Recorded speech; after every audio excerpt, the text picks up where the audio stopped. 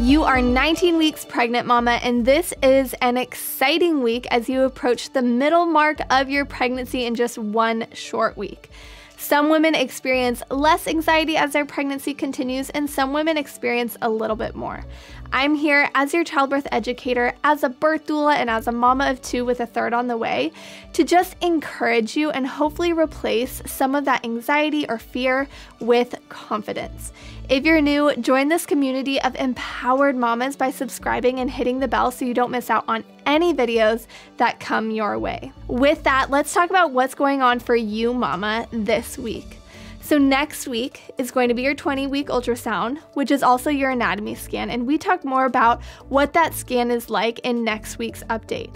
But that is something you're probably really looking forward to in this week of pregnancy, especially if you're planning on finding out the sex of your baby.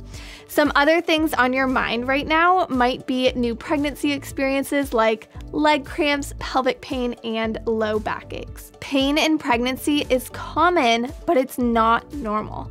For leg cramps or restless leg syndrome, it might be related to a magnesium deficiency, and most people aren't getting adequate magnesium intake, so many holistic providers actually encourage magnesium supplementation during pregnancy. And if you are struggling with leg cramps or restless leg syndrome, you can also add in Epsom bath soaks, which really can help mitigate the discomforts. Pelvic pain, either in the front of the pelvis or towards the back, often stems from weakness or tension in the muscles around the pelvis. So inner thigh tension or weakness can contribute to pain in the front of the pelvis. Weak glutes can be causing pain in the back of the pelvis or sciatic pain.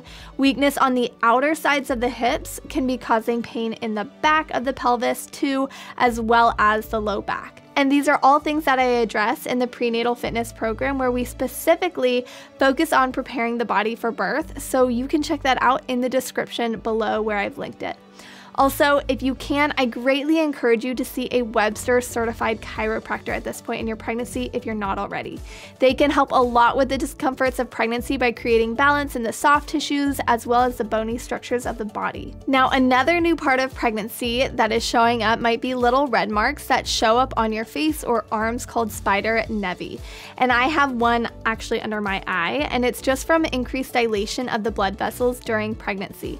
They're nothing to be concerned about, and they usually go away within a year of giving birth. If you get back on birth control after birth though, they're more likely to recur. So now let's talk about what's going on with your baby. At 19 weeks, they're about the size of a mango and are developing vernix that covers their body.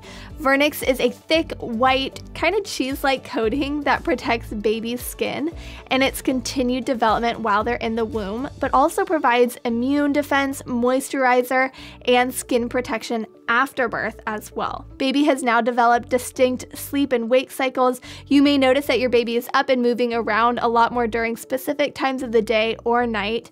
I feel like my babies always were up more at night than they were during the day. Comment below if you feel like your baby moves more at night or during the day. Another big milestone your baby is meeting at this point in their development is making airways in their lungs. And these are called bronchioles and will support breathing and lung function when they take their very first breath outside the womb, which are getting closer to every week.